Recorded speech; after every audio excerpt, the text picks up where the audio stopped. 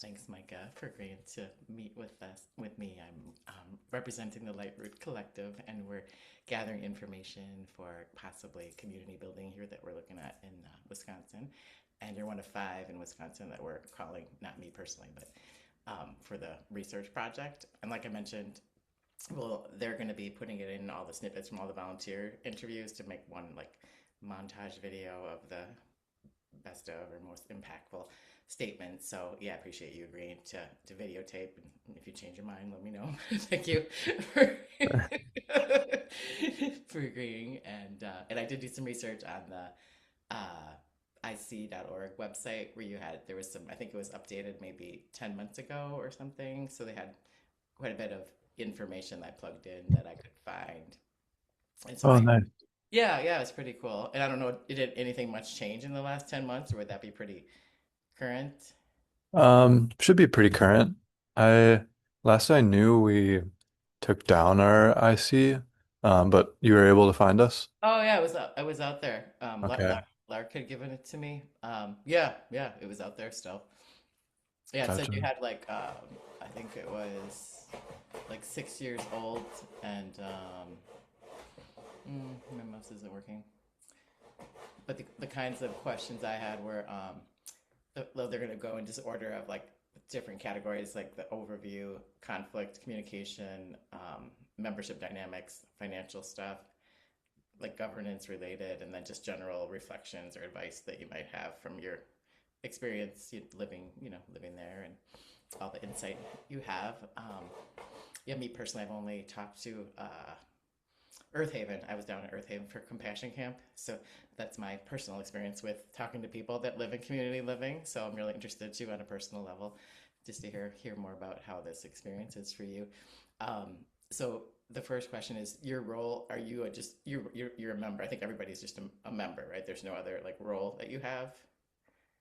Correct. And then we have like officer positions just as a technicality for the co-op, which doesn't matter very much except for um, I forget like one of the positions can't be held by the person who is an account holder at the bank. I don't know, there's some limitations there that I don't remember, but um, I think Hmm. I'm the vice president right now. Although, yeah, it doesn't mean much. So your title is vice president of like your. Correct, yeah. Okay, well, that means a lot, you know. Okay. Yeah, I think right now we have a couple members on sabbatical, so like not active. But let me count how many we have total.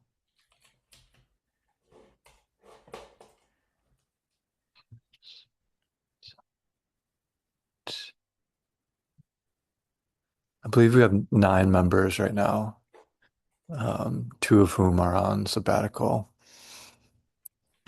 No. Okay.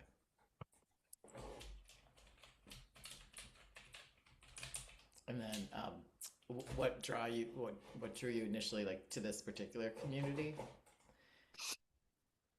I lived with two of the people who were founding members of this co-op in Milwaukee.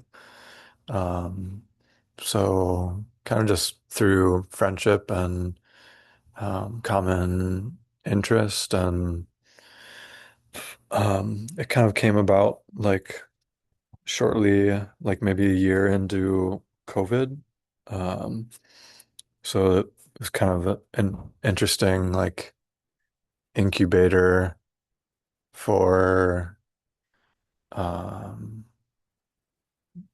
like having the time and energy to put into like starting a farm and starting a communal living place where whereas now I feel like now things have like kind of resumed. Many of us have less time and energy to be able to put like solely towards the co-op, which has um, changed things, but it, you know, has I think it's more sustainable this way and has gone through changes. Right, kind of evolution, from Mhm. the beginning. Yeah, COVID was a strange time, right? Yeah, great time for creating something new, investing in something. Yeah, Hmm, Mhm. that's cool. Um, the other question is next in the conflict and communication. I I saw in the IC they talked about decision making and that, and I didn't know if that was the same, the decision making, if that was the same process as the conflict resolution process, which on the IC it said that was like a consensus where everybody agrees except for up to 3 people and no identified leader or core group leader. And so each member's on the board of directors and has one vote on all board of director decisions. Some decisions are made by autonomous committee, which members can join voluntarily. That's what I had for the decision making, but I don't know if like conflict resolution, if you have another like uh, method, Yeah, for like business decisions, like things that require um, votes, we don't require like unanimity for all of those, although we have it set up so that if one person decides to like block a motion, and two other people um, like recognize or understand why they would make that block for the health of the the community or the cooperative, then that motion can be blocked. The only thing that we do need like a unanimous vote is for new members. All members need to vote yes for a new member. Um, okay. and we have a 1 year prospective membership period, where the person is basically treated equally to everyone else. And they can even vote if they would like. It's just their vote doesn't count yet.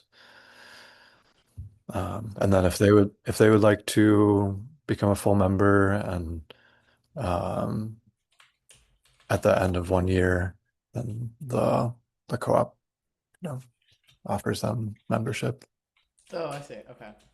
And one of the questions they have for me is, or for you to ask is a conflict. Do you have like an example of a conflict challenge example in that you can recall? Yeah, I mean, I'm tons. sure there's like, I mean, humans don't always agree, right? Yeah. Um, I think there has probably been the most conflict from living together. Like we have one large farmhouse that the con the people, the constituency is always changing, ebbing and flowing. But I think the most um yeah, the most happens in the house. Although I think earlier when like many more of us were involved with the vegetable growing operation, that there was conflict there in difference of opinions of how to do things, how to allocate funds, um, which for some of those larger conflicts about so it kind of started where all of us members were farming in the beginning. And kind of as things got back to normal after COVID, fewer and fewer of us were farming full time, except for a couple people. So we had to change our model, um, and so that the the income generated by the farm wasn't benefiting those who weren't working as much as the others. So there is certainly conflict around that, and that conflict sort of led us as a beacon to something that needed to um, be changed or modified. And then so now only the people who are like committed, fully committed to the vegetable operation can access those funds, and it's mostly just two people. So none of the that money is being allocated to the larger cooperative, such as like upkeep of the house or going towards the mortgage or anything, which was the case initially because we were all a part of it. Oh, right. What about like if you have just like conflicts in the house? Like, how do you handle that? Like, if somebody wants to use like, this room or have like people over or stuff like that, or like whether it's noise or I don't know if there's typical types of because humans, right, living together, just like you think of a couple, I Yeah. think of like, oh, that's the fridge is a mess, or I don't know, you didn't clean the bathroom, all that stuff, or Uh-huh. do you have, I'm just guessing like that kind of stuff. Yeah, for sure. Um, we have meetings. So we have board meetings for the larger cooperative, and then we have residential meetings for the people living on the land and in the house. There are two people in a tiny house, so that they'll join residential meetings too, because they use the bigger house for laundry and like taking baths and stuff. But um, we try to resolve conflict as much as possible, like one-on-one, um, like going to like and speaking about the conflict with whoever it arises with. Um, and sometimes those things get brought up at a residential meeting before being able to speak individually with someone.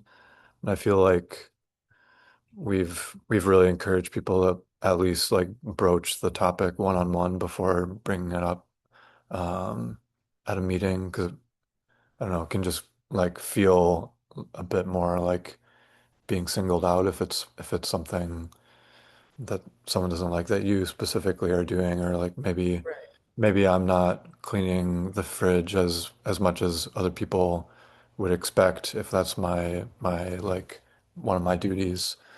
Um, so yeah, individually as much as possible, and then in residential meetings for maybe more like group dynamics, or like if someone is feeling frustrated with um, I don't know, like um, for example, like other people not doing as much wood processing work through the winter for heating the house, or not contributing as much as others to buying groceries. So those are some of the, I guess, common ones that come up. And sound, um, with two children living in the house and one, two, three, four adults. And at some points it was like eight adults and two kids. Wow. Yeah. Um, yeah, and use of space. I feel like now that it's fewer people in the house, those things have died down and we're kind of in a rhythm. Um, It asks yeah. if there's like a conflict resolution system. I guess what I don't know if there's anything on top of what you just said, like the board or the residential meeting. So, Hmm. and then they talk about conflict resolution training, which I think when I went to Echo Village, I took NBC because Echo Village, that was one that's really big on NBC. I don't know if you have something like that, like a certain kind of strategy kind of people framework kind of for communication or for like conflict type of stuff. Yeah. We have a handbook put together that does reference like suggested ways to deal with conflict. To be honest, I don't know if anyone has dug that thing up in a few years now. Uh, I hear you. I remember that. um, Yeah. yeah, I think that might be more of interest to like a new member or new residential member, but we're definitely all practiced in NVC, and Oh, okay. some of us have attended like Quaker meetings. So I think all of us kind of carry our own personal style, and we try not to, or I guess I try not to like dictate how people should do conflict because it's going to be a bit different for everyone. And yeah, I personally like I think NVC is a great like tool. I think sometimes I've noticed like within myself or other people that it like such a scripted format can kind of like circumnavigate like the heart opening, um or like act or really harmful things can still be said in the NVC model. It's like Jackal NBC. uh, so um yeah, I think when we were younger um we were more zealous advocates of certain like models. And I think we've kind of loosened up on some of those as the cooperative has aged and as we have and as we've done conflict with each other a lot. Right, you get I think, practice, yeah. experience doing it yourselves and you know each other. I mean, and all that, right? So you get a, Mhm. yeah, that makes sense. Yeah, there's like a underlying trust that um, we want what's best for everyone, and like we also realize conflict is inevitable, and um, even though it's hard, try not to push it off. Mm. Um, Yeah, yeah, right. Just like rip the bandage if you just let it fester, like it doesn't help, right? Yeah. So that's good if you all can share like what's like discontents people have, right? Rather than holding on to those like resentments and that. yeah. I think as some of the members have had children, um, I think conflict is like even more multifaceted now because there are like conflicts that certain people will like bring to the parents about their children or their use of space or something that you wouldn't like engage in like a discussion with the children about, but it's like Right, right. a 'Cause sort of added, yeah, they'll have yeah, a dynamic kind of like that because it's kind of, well, kids have like you know, they can be expected, right? Certain levels of performance, but the parents are more in line, or the parents are governing them, right? Unless you have some other arrangement that it's more like like communal parental, that we all. I don't know if you agree to anything like that, where people can talk to like kids within a certain framework of the children of the community, or if it's more the parents that would only direct the kids, or I'm just curious how that. yeah, that's interesting. Um, I think it really just depends on the person. Like there are two members who are, not parents of the children who I feel like take a bit more of a role in like redirecting behavior and um, like encouraging certain behaviors. I think I'm a little less so like that. I'm more of like the fun uncle who I'll like tire him out and then hand him back over. Oh, right, Um, yeah, yeah. You all have your roles, kind of just like anything else, right? The dynamic, kind of like a family community dynamic, kind of. Yeah, I would say so. Um, yeah. Mm, mm, mm. That's cool because I always think of it like that it takes a village kind of line, with community living because I've never experienced it myself when I was a mom or my kids are in college now. So, um, Mm, but yeah, yeah. So that's interesting to hear how that works. And so the way it sounds to me, they have a question here about frequency of training, but I don't. The way it sounds like you wouldn't have all gone to training together, right? Since you're all kind of had your own framework and internal correct. ways that you study, perceive support. So do you feel there's a question about perceived support during conflict? I don't know if that's supposed to be like, are people feel supported like when they're having the challenge, or like that type Mm, of, yeah. I guess I'll just speak for myself because I'm not sure how other people would answer. Um, yeah, I do. Like I feel supported by the knowledge that even if things get hairy, we're gonna work through it because we have a million times. And I feel supported by like if it's a conflict in the whole group and it's kind of like focused in on me partially, like I feel like there's gonna be at least someone who will like understand where I'm coming from and will be able to at least like reiterate or hear how I'm feeling or um, hear my experience, even if that is kind of at odds with someone else's. Um, hmm, yeah. that's, yeah, that's a good feeling to have. Like understanding, right, is important for any compassion, right? You can't have empathy, right, if you don't understand somebody. So that's good to hear. So, any other, and you mentioned, everybody has like their own tools and practices. I don't know if you can think of anything else that jumps to mind for tools or practices that use in communicating. Any other like thing come to mind? I kind of get the feeling you're each kind of doing your own thing with, how you communicate, whether it's NBC or different, stuff that you all just adapted yourselves, like little, sometimes little systems you could have on the fridge or just like whatever, like little systems to keep everything going smoothly. Yeah.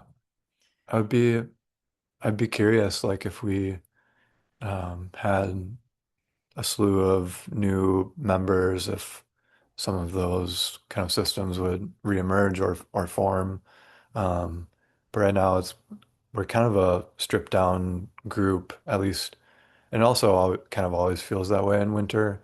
Like we kind of nest um, and then with the farm and in the growing season, like there's more people coming through and like interns and people interested in the cooperative coming around. But yeah, as for right now, I think everyone brings their own things. There's a couple of us like interested in Buddhism and meditation, and I think that kind of rubs off on um, our approach to relationship and conflict. But I can't pinpoint exactly how. Oh, right, yeah, but kind of a common like shared knowledge base. If some people are into certain practices, they have that commonality, I guess, that they can kind of fall back on. Yeah, yeah. Mhm. Mm-hmm. Well, Yeah. thanks for sharing that. Um, Anything that was ineffective that you tried for tools or practices that you recall trying, like different communication or conflict things that you're like, oh well, that didn't work out.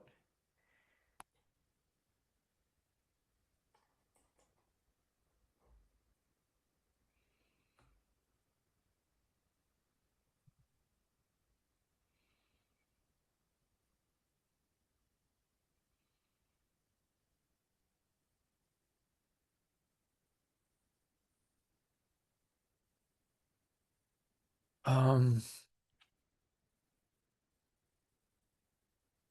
Not really. The only thing that comes to mind is that At the beginning of any board meeting or residential meeting, we do like heart space where we go around the circle and people kind of just share whatever's on their heart, how they are doing in that moment, how they've been since the last meeting, um, anything that they'd like others to hear or anything they'd like out of the meeting.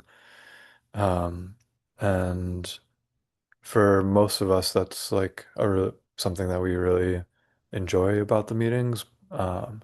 But there have been like there are three people I'm thinking of who like really hated that. And they felt really uncomfortable sharing. Um, so for a while, we were like reconsidering, like, okay, if this is making people feel weird, like how can we change this? But we kind of came down to like those people just pass and Hmm. everyone else can share and Oh, right. um, yeah. Mm. Um, okay, another thing that didn't really work, we allowed some people to like not come to residential or um, board meetings because they're just like very kind of individualist, I guess. They're living in a bus here and had three kids and it was like two adults and three kids and um, yeah, they're just pretty adamant that they didn't have emotional space to engage in meetings and this was kind of early on and we were like, okay, I think we think we're okay with that, like as long as like they feel like still a part of it and we feel comfortable in our relationships with them. But those relationships did deteriorate pretty quickly. Mm. And then it became harder to address like the town came around and inspector was like, you need to move your bus. And we are like, okay, we'll let them know. And they didn't move the bus. And that, that's something that we would bring up in one of those meetings and they weren't there um, as sort of accountability, I guess. Um, so I think that's one way we've changed. Like meetings are um, necessary, and that's in our bylaws now in order to be, I forget what we called it. We just changed the verbiage from in good standing to like active standing or something like that. So in order to be in active standing, you need to not have missed two consecutive board meetings. Okay. Um, That makes sense. Mm. Yeah. Yeah, live and learn, right? You know, just like we're humans, and yeah, makes sense. And then there are some questions around membership, like dynamics. I don't know how much like how people have come and gone that you've seen. So it'll be questions like around like people like reasons for leaving and who thrives and stays and kind of like onboarding integration process, burnout disillusionment experiences, and how burnout tension is addressed is kind of the whole membership area. And I don't know how much you've seen with experience with. You just mentioned one example of somebody who came and went, and the learning, with the meetings and the how that can be so important for having a relation, keeping the relationship going. So anything you can think of in terms of common reasons for leaving that you've seen? um, I think the most common reason so far is our geographical location. Um, we're like pretty far out in the country. Um, there's a small city called Plymouth, like 10-minute drive away, but then the nearest um, like actual city is Sheboygan, which is a 35-minute drive away, and then Milwaukee is an hour. Okay. Um, so I think um, a lot of us have, lived in cities prior to being here, so lack of access to like groups, like I definitely feel um, like I wish I had more meditation groups and yoga groups to be a part of, and like painting group, like things, my interests, and other people interested in those same things, is pretty much only here at Greenbush and nowhere around me. Um, Oh, so you don't have any other people like nearby to practice with, or or if somebody would want to go to group events, that you'd have to go yeah. far. Yeah. uh, and kind of slowly finding more community like outside of here of Greenbush. Um, like who did you say is the person who got you in contact with us? The daughter of Oh yeah, Eric Paulson and yeah. I'm with Anthony. Lark is the one who's the Okay. yeah the Yeah. volunteer coordinator. Yeah. So finding pockets of people like that, like Eric and Angelin and their little eco neighborhood up there, Mm, has mm. been really special, really exciting. Oh, that's cool. But that's the big one, the geographic location. People maybe decide they want to go where there's more stuff or people or events to go to. Yeah, like I think everyone who has left here has moved directly to Milwaukee or Minneapolis. Oh, well. Mm, Um, okay. yeah. Yeah, that's pretty telling, Yeah. Yeah. So what kind of people like thrive and stay there, would you say? Um,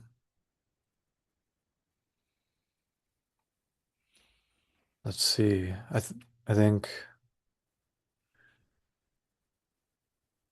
I think people who want to be really engaged with the land, um,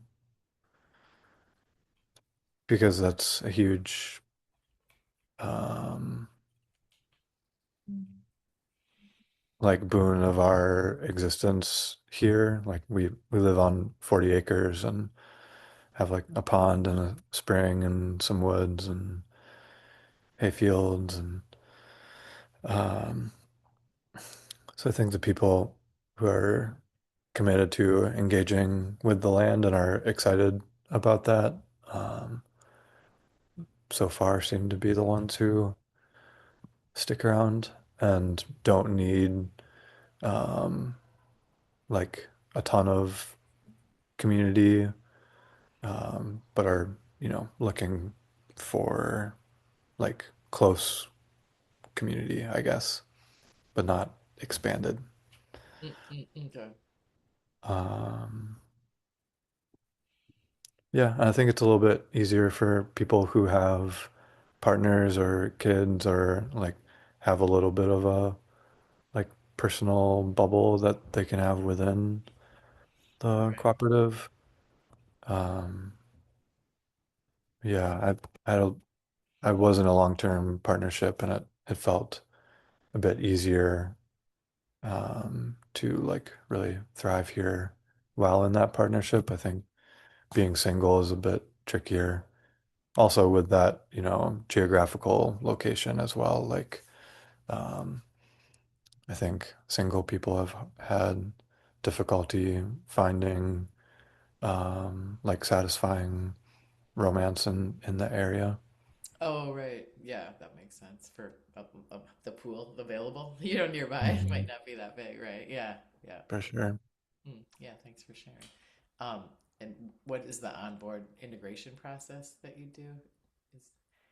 Is Yeah. So, anyone interested in prospective membership, this is it's kind of changed around, so I'm trying to remember where it's at now. I believe we ask before people apply to prospective membership, they come to one like community work day, which we put on at least once a month during the growing season, usually for garlic growing, because that's something we we all do, and then we use that money for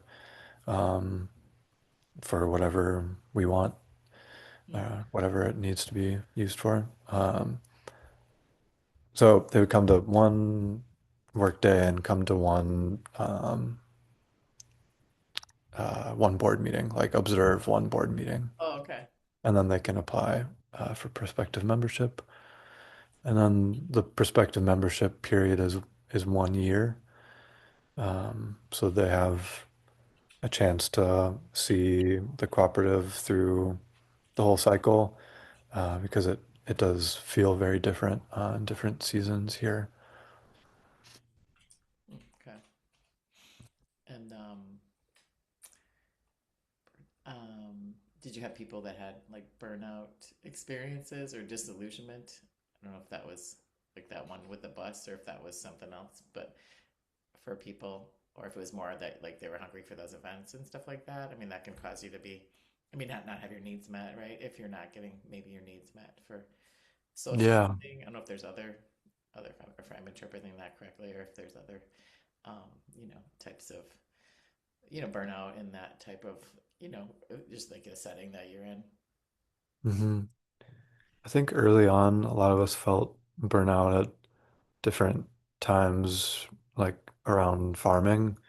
It's like farming was pretty hard, and a lot of us were new at it.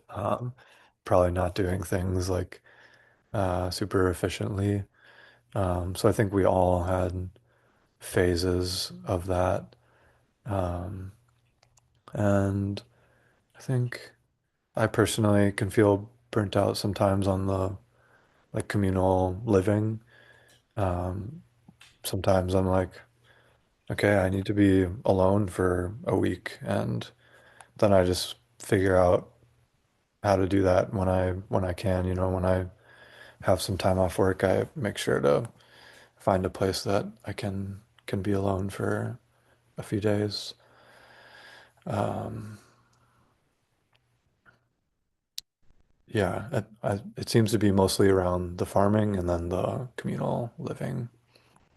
How do you did how was the farming tension addressed? Was it just you kind of had to get through it, or did you have ways you could help alleviate some of that farming tension? I don't know if there's anything you could do or that you did.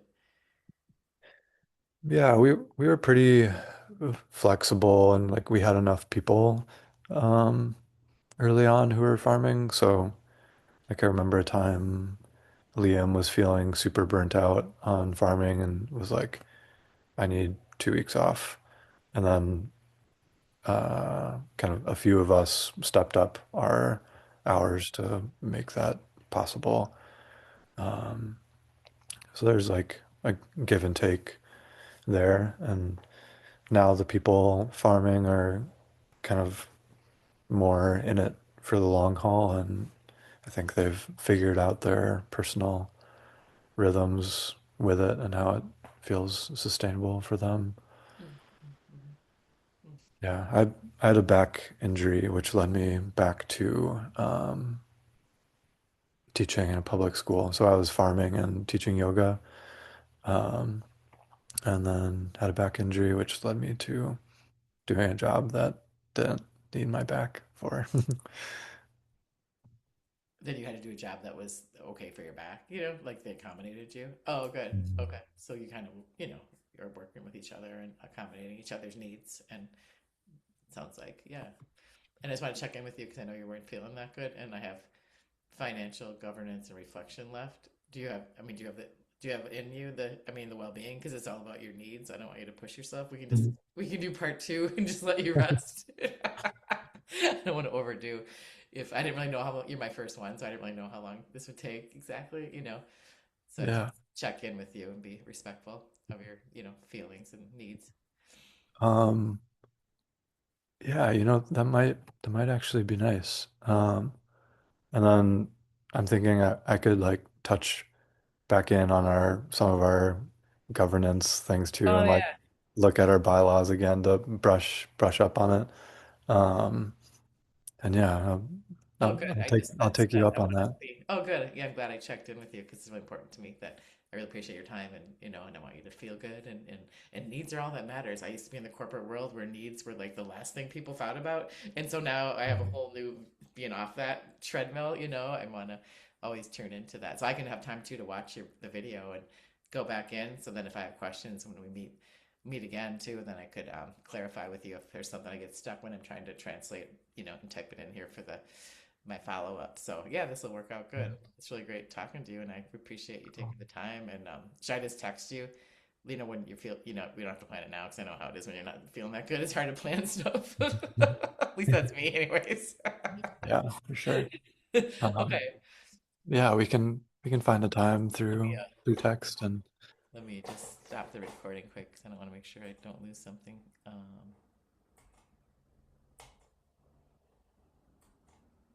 Stop recording.